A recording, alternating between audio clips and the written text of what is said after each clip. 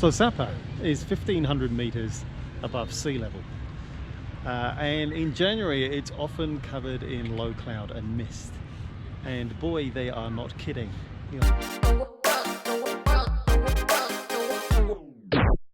can see out here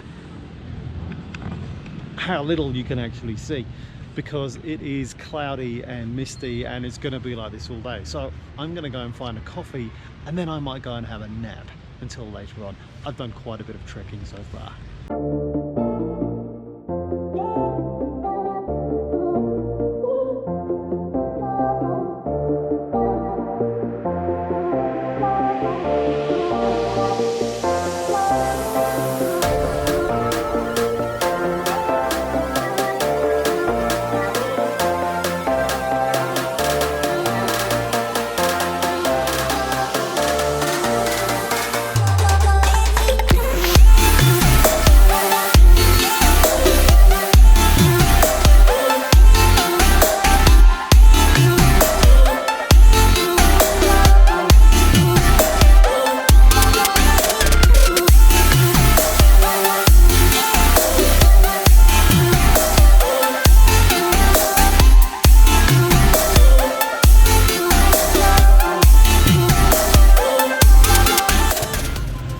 Kind of hard to believe, but it's actually gloomier than it has been over the past 4 days in Sapa today.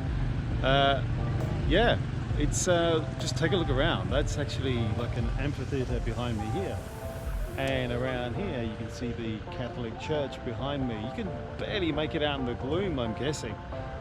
It's been a fantastic time in Sapa. I wish the weather had been better.